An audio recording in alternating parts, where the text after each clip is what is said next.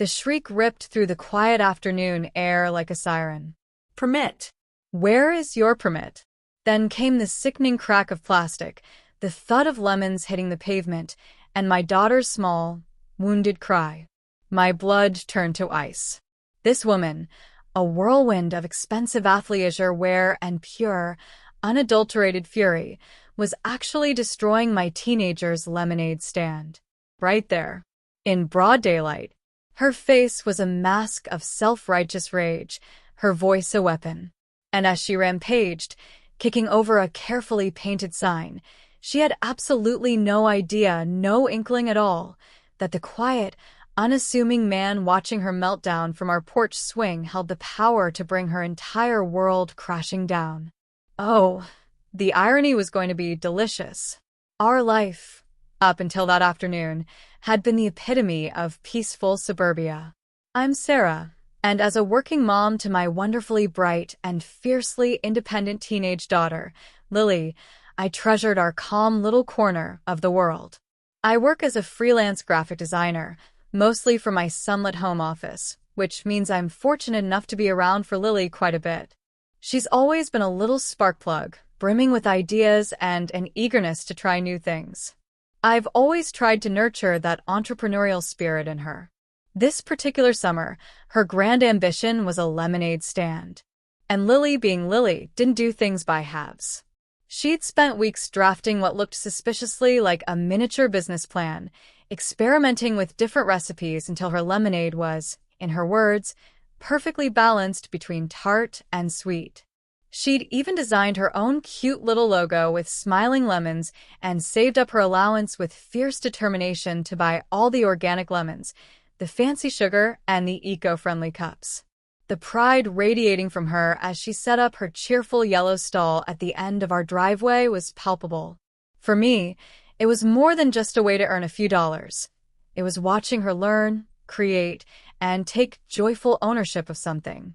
Adding to our serene domestic scene that week was Mr. Peterson. He was an old, dear friend of my late father's, a kind, thoughtful gentleman in his late 60s, closer to a cherished uncle than just a family friend. He was retired, or so I'd always believed, and possessed a quiet, observant nature. He was staying with us for a few days, a welcome escape from his city routine, and had appointed himself Lily's #1 fan and chief lemonade consultant. He'd offered gentle suggestions about the placement of her hand-drawn price list and had, of course, been her very first, very enthusiastic customer. Most afternoons, you could find him on our wide porch swing, lost in a book, a tall glass of water beside him, keeping a benign eye on Lily's little enterprise. The picture of summer tranquility. A tranquility that was about to be shattered by a storm in yoga pants. The first ominous rumble of that approaching storm came on a Tuesday. The sky was a brilliant, cloudless blue. A soft breeze whispered through the oak trees lining our street, and Lily was happily serving a giggling pair of 7-year-old twins from down the block. I was on the porch, enjoying the warmth, Mr. Peterson beside me, his newspaper rustling softly. That's when she made her entrance. I'd noticed her before, of course. She was a neighborhood fixture, known for her aggressive power walking, her perfectly sculpted blonde bob, the kind that looked like it could withstand a hurricane, and the enormous designer sunglasses that perpetually masked her expression. Today, she was a vision in pristine, cream-colored athletic wear, her tiny, fluffy white dog trotting unenthusiastically on a leash that glittered with tiny crystals.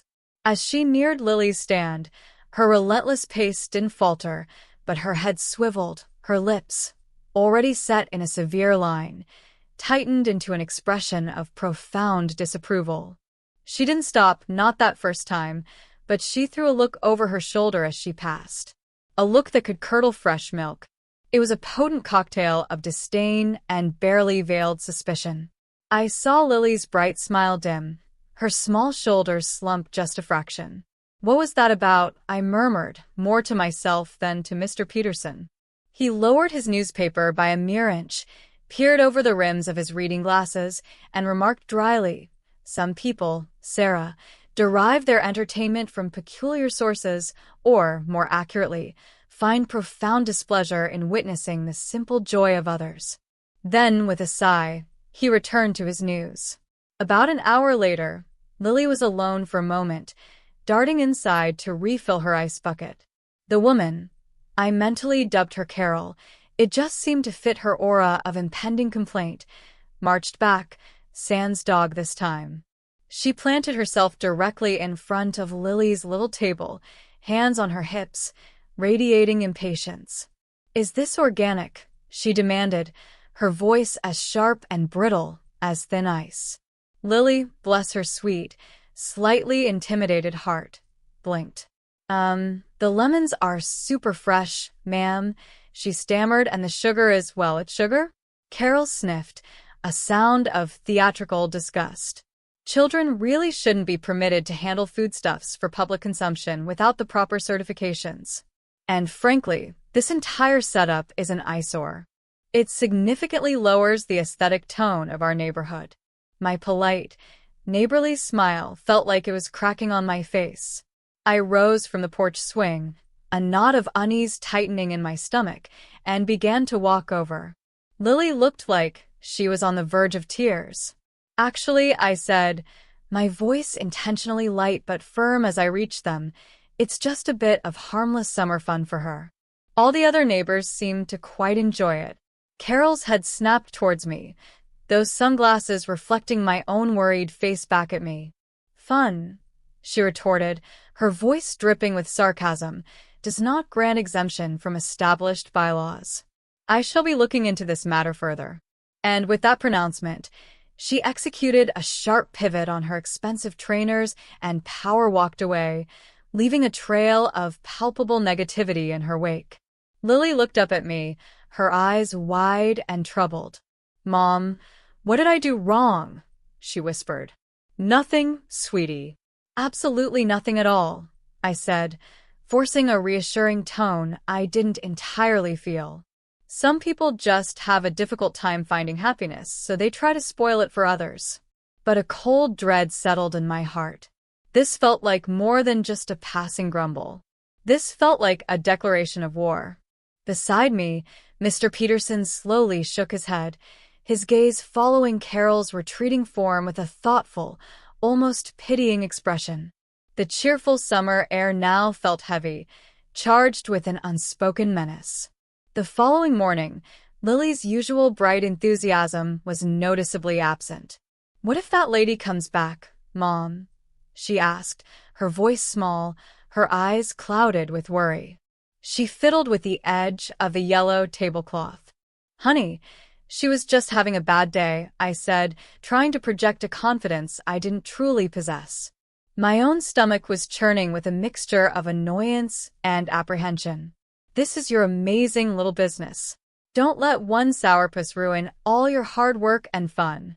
Mr. Peterson, overhearing us from the kitchen where he was making tea, chimed in, his voice calm and steady. "That's precisely right, Lilybug. Bullies and naysayers only gain power if you surrender yours to them. And your lemonade, my dear, is far too exceptional to be hidden away due to one person's bad temper." His quiet, unwavering support seemed to work its magic. A small smile touched Lily's lips, and soon enough, the vibrant yellow tablecloth was smoothed out. The freshly made pitcher of lemonade was glistening in the sun, and Lily was making a valiant effort to recapture her earlier joy. It was mid-afternoon, the sun beating down with a lazy warmth. A few familiar faces had stopped by, exchanging pleasantries and coins for cold drinks. Lily was actually laughing, her head thrown back, as she explained her top-secret ingredient, an extra squeeze of fresh lime juice, to Mrs. Henderson from across the street, who was a regular. I was in my home office, the window open to catch the breeze, enjoying the distant, happy sounds of my daughter's little enterprise. Mr. Peterson was in his usual spot on the porch swing, engrossed in his book. Then I heard it. A voice, not just raised, but aggressive. Shrill. My blood ran cold, every nerve ending screaming. I leaped up from my desk and rushed to the window, my heart hammering against my ribs. There she was, Carol, back with a vengeance. And this time, she wasn't just passing by with a sneer. She was right up at Lily's little table, her smartphone held aloft, clearly recording my daughter.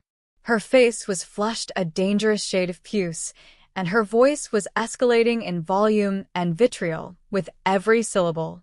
"I demand to see your permit," she was screeching. "Your business license.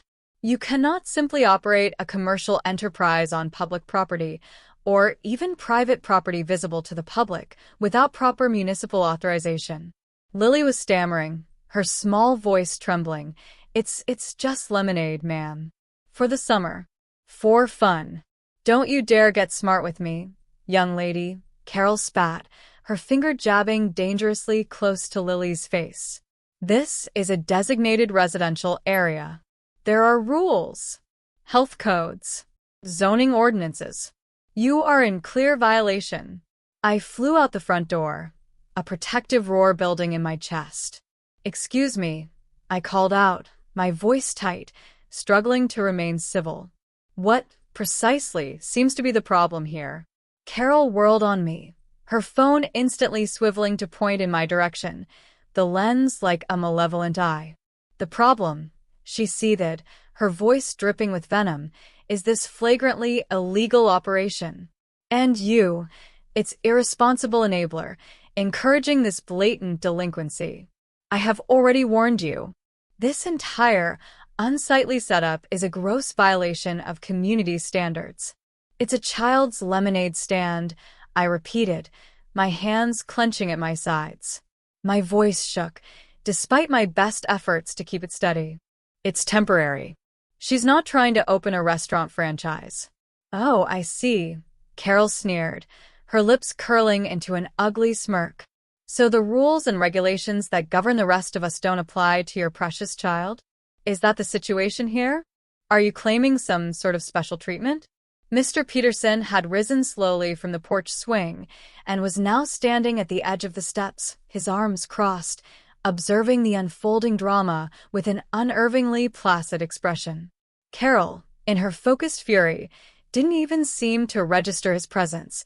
Her entire, laser-like attention was fixed on me and Lily, her chosen targets for the day's outrage. "I'm quite sure we can be reasonable about this," I began, hoping to de-escalate. "Reasonable," she shrieked, her voice cracking with indignation. "Reasonable is adhering to the established law. I am a tax-paying citizen. I scrupulously abide by all HOA covenants. And I will not idly stand by and permit this public nuisance to devalue our community and threaten public health." Lily was openly weeping now, fat tears streaming down her cheeks as she tried to shrink behind her little table, which suddenly seemed like a very flimsy shield. That was it. The sight of my daughter's distress ignited a fire in me. The heat rushed to my face. "There is absolutely no need for you to scream at my daughter in that manner," I said, my voice dangerously low and even. "You are frightening her." "Frightening her," Carol scoffed, letting out a harsh, barking laugh. "She'll be considerably more upset when the city imposes crippling fines upon you. Or when the health inspector inevitably shuts down this unsanitary plague pit." And then, she crossed a line from which there was no return. With a furious, guttural grunt, she shoved the large, brightly colored pitcher of lemonade. It toppled with a sickening splash, the sweet, sticky liquid gushing everywhere, soaking the cheerful yellow tablecloth, cascading onto the driveway in a pale, spreading stain. Then, with a vicious swipe of her arm, she sent the neatly stacked paper cups flying, scattering them like fallen confetti. "No permit! No business!" she screamed, her face contorted into a mask of pure, unadulterated malice. As a final act of destruction, she delivered a sharp kick to one of the table legs. It didn't collapse the table entirely, but it sent Lily's little coin box skittering across the concrete, pennies and dimes scattering like frightened insects. "Stop it," I finally roared, lunging forward, but she was already backing away, a look of wild, manic triumph twisting her features. "I am reporting this egregious situation," she shouted, waving her phone like a trophy. "All of this you will be hearing from my legal counsel, and the Homeowners Association, and the City Planning Department." She turned on her heel and stormed off down the street, leaving a scene of utter devastation and heartbreak in her wake. Lily was sobbing uncontrollably now, a small, desolate figure kneeling on the driveway, trying to gather her scattered, sticky coins. The once cheerful, inviting lemonade stand was a chaotic, sticky mess. I knelt beside Lily, pulling her trembling body into a hug, my own eyes stinging with unshed tears of rage and frustration. I felt such an overwhelming wave of fury, mixed with a profound sense of helplessness. How could any human being be so deliberately cruel, so venomously petty, over something as innocent as a child's lemonade stand? Behind me, I heard a quiet, almost imperceptible sigh. Mr. Peterson was still standing on the porch, his posture unchanged. His usual benign, almost grandfatherly expression was gone, replaced by something I couldn't quite decipher. It was a look of deep disappointment, certainly, but there was something else. And true to his prediction, less than 15 minutes later, a gleaming police cruiser pulled up smoothly to the curb. My stomach performed a nervous little flip, a residual echo of anxiety, even though I now knew the powerful ace we held up our sleeve. Carol, true to her word, or perhaps a more observant neighbor, alarmed by her earlier shrieking fit, had made the call, had indeed summoned the authorities. Carol herself was conspicuously absent, but I could almost feel her eyes, peeking from behind her pristine, probably custom-made, curtains. I imagined her smirking, anticipating the delicious drama of watching us be officially reprimanded, Lily's little entrepreneurial venture shut down for good, her own righteousness vindicated. Two officers emerged from the car, their expressions professional but understandably wary. "Ma'am, sir," one of them began, his gaze sweeping from me to Mr. Peterson, "we received a call regarding a public disturbance? Something about an unlicensed business operation and an ensuing altercation?" Before I could even begin to formulate a coherent response, Mr. Peterson stepped forward, exuding an air of unruffled calm and quiet composure. "Good afternoon, officers," he said, his tone polite yet carrying an unmistakable undercurrent of inherent authority. "Councilman Peterson, thank you for responding with such alacrity. My goddaughter, Lily," he gestured towards the damp, sticky patch on the driveway that marked the site of the former stand, was operating her small summer lemonade stand here when a neighbor, a Ms. I believe her name is Carol Winchester, residing at number 47, accosted her, subjected her to a tirade of verbal abuse, and then proceeded to deliberately damage her personal property. The officer's eyebrows shot up in unison. The name Councilman Peterson clearly resonated with them. Their posture subtly shifted, their attention sharpening, their demeanor becoming instantly more deferential. She was vociferously demanding to see a permit for a child's lemonade stand. "Officer," Mr. Peterson continued, his voice remaining perfectly even and factual, "I have already taken the liberty of confirming with David Miller's office at City Hall. As I am certain you are aware, he is the head of the business licensing department, that no such permit or license is required for a temporary, small-scale operation of this nature, particularly when run by a minor on private residential property. In point of fact, the city generally encourages such displays of youthful enterprise and community engagement." Carol, if she was indeed observing this exchange, must have been experiencing a moment of profound, perhaps apoplectic, shock. The first officer exchanged a swift, significant glance with his partner. "Councilman Peterson," he said, his tone now respectful, "we were informed that there was an illegal vendor causing a nuisance." Mr. Peterson offered a small, understanding nod. I believe Ms. Winchester may have significantly misinterpreted the situation, he stated mildly, and perhaps allowed her account to be colored by a degree of personal agitation. She was, shall we say, quite exercised. She also made several rather aggressive threats concerning the HOA, a matter which I intend to discuss with their board liaison separately at a more appropriate juncture. He then proceeded to calmly, and with meticulous detail, recount Carol's escalating behavior, the initial aggressive questioning, the screaming, the invasive filming with her phone, the physical destruction of the lemonade and cups, and finally, the kicking of the table and scattering of Lily's earnings.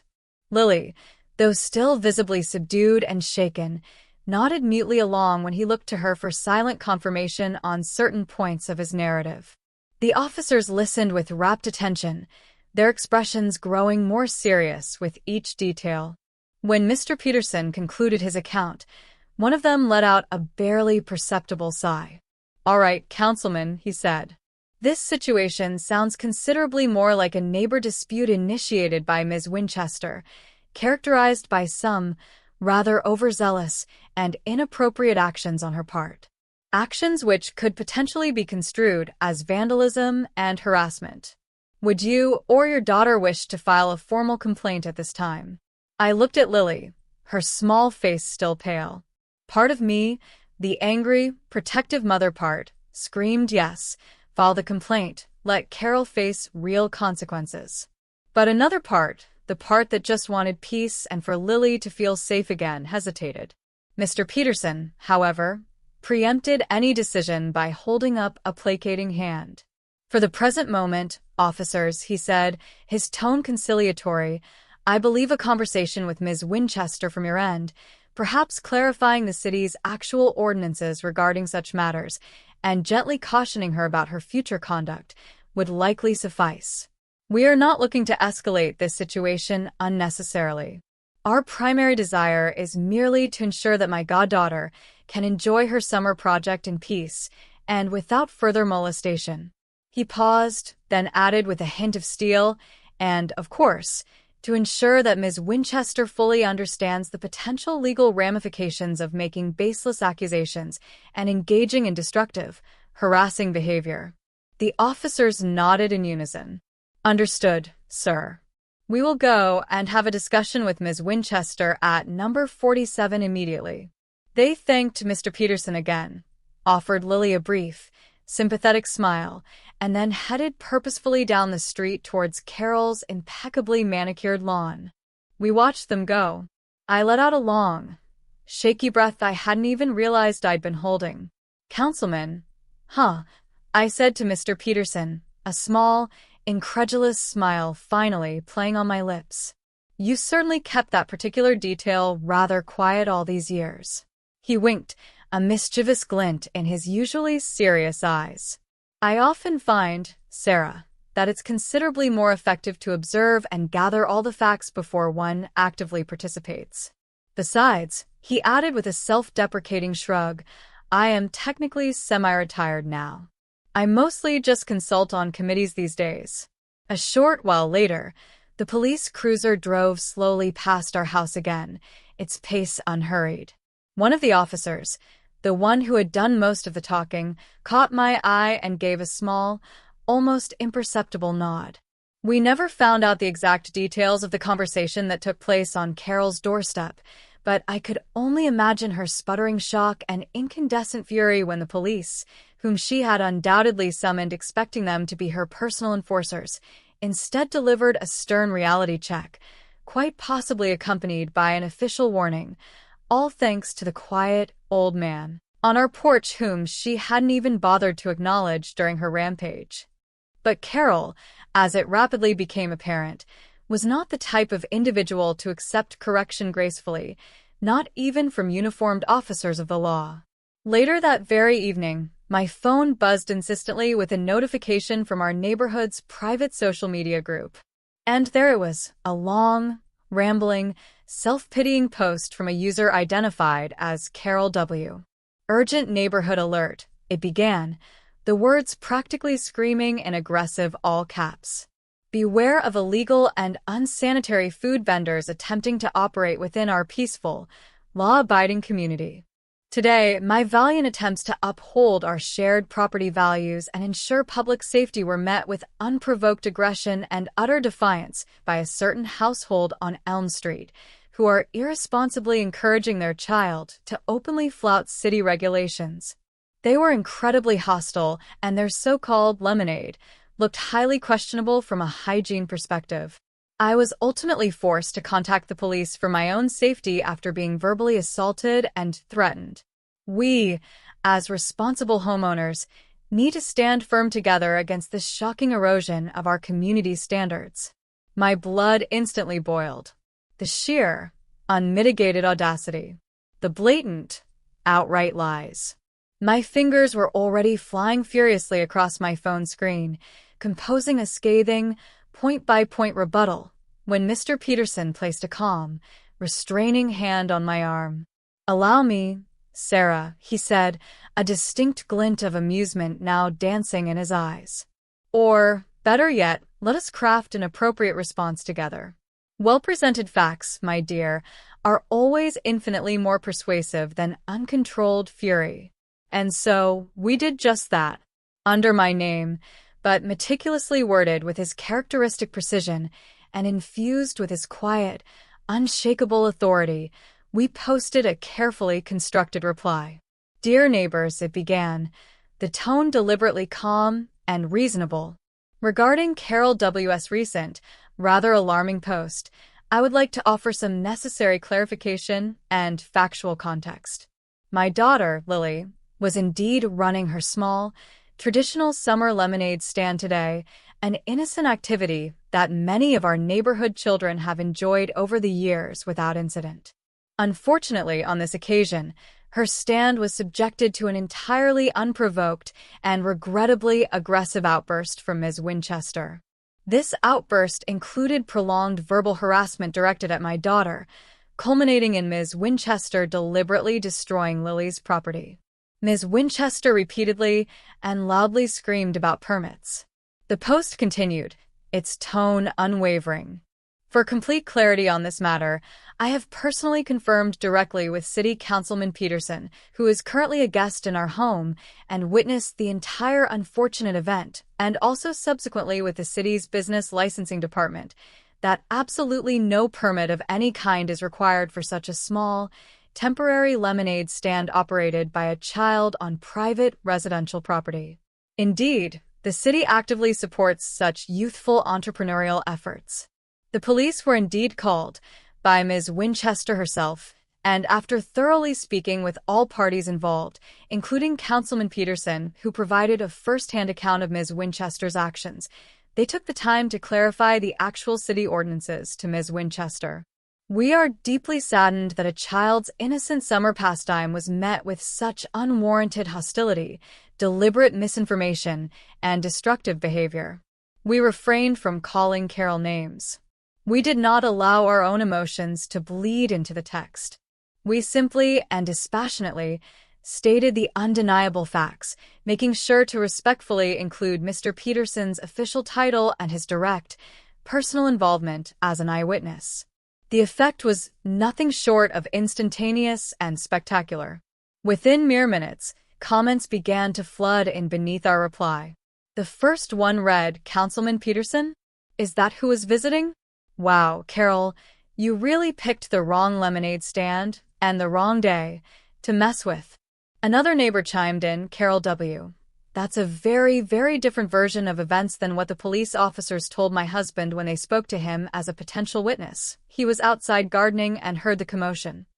A third commented, "Lily's lemonade is absolutely delicious. My kids adore it and look forward to it every summer. Shame on you, Carol, for trying to ruin a child's fun." And another, "Destroying a kid's lemonade stand? That's a new low, even for the usual neighborhood drama. Seriously disappointing behavior." Perhaps the most damning was, "So, you essentially lied in your post, Carol? And you admit to harassing a child? And a respected city councilman personally witnessed your entire meltdown? Yikes. That's not a good look." Carol's original post, once a towering monument to her own perceived victimhood and self-righteous indignation, rapidly deflated, becoming instead a digital testament to her own spectacular folly and lack of judgment. The likes and supportive emojis on our factual, calm replies soared into the hundreds. Her few, increasingly desperate attempts to defend herself in the comments section were met with widespread skepticism, pointed questions she couldn't coherently answer, and thinly veiled derision. By the following morning, her inflammatory post, and indeed her entire social media profile on the neighborhood page, had vanished without a trace. Poof. Gone. The digital equivalent of tucking one's tail firmly between one's legs and slinking away in shame. The truth, elegantly and powerfully amplified by a little bit of unexpected, high-level authority, had prevailed, comprehensively and satisfyingly. The aftermath was, well, it was remarkably peaceful and deeply satisfying. Carol seemed to enter a self-imposed period of purdah. We didn't see her signature aggressive power walk for days, and when she finally did reemerge onto the neighborhood sidewalks, she would pointedly cross the street if she saw any of us approaching, those enormous sunglasses firmly in place, her head held low. The arrogant swagger was entirely gone, replaced by a furtive, almost hunted look. The neighborhood chatter, which had briefly flared with her dramatic accusations, quickly and decisively shifted to widespread sympathy for Lily and a quiet, collective disapproval of Carol's outrageous actions. It turned out that Councilman Peterson, even in his semi-retirement, was quite well known and highly respected within our wider community. His quiet, dignified presence and his willingness to be named had lent an unimpeachable, irrefutable credibility to our side of the story. The truly best part, though, was witnessing what happened with Lily. After the initial shock, devastation, and tears, the overwhelming wave of community support truly buoyed her spirits.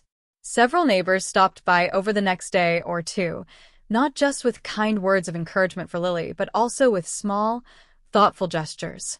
Mrs. Henderson from across the street, a retired teacher with a heart of gold, helped Lily meticulously clean up the sticky mess from the driveway. Young Timmy from down the block, one of Lily's most loyal and enthusiastic customers, solemnly presented her with a crayon drawing depicting a superhero lemonade seller bravely vanquishing a comically depicted grumpy lady monster. Then, a few of the neighborhood parents, having followed the dramatic exchange on the social media page with considerable interest, quietly and efficiently organized. The very next afternoon, a small, smiling delegation appeared at our doorstep. They presented a beaming Lily with a brand new, much sturdier, professional-looking folding table, a giant, insulated beverage dispenser to keep her lemonade perfectly chilled, a new, secure cash box, and a generously filled envelope. They explained it was a collection they'd taken up to replace her ruined supplies and lost earnings, with a little extra, as one dad put it with a conspiratorial wink, for emotional distress compensation and future entrepreneurial endeavors.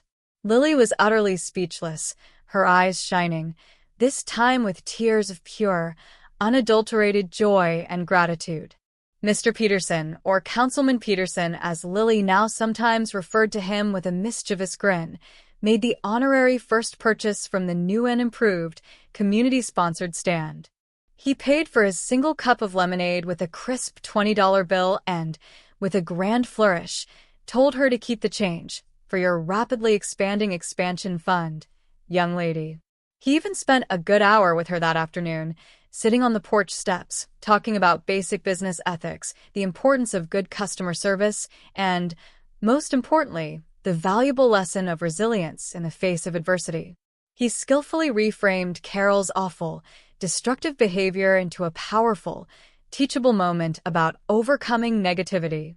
Lily's lemonade stand, reborn from the ashes of Carol's tantrum, became more popular and beloved than ever before.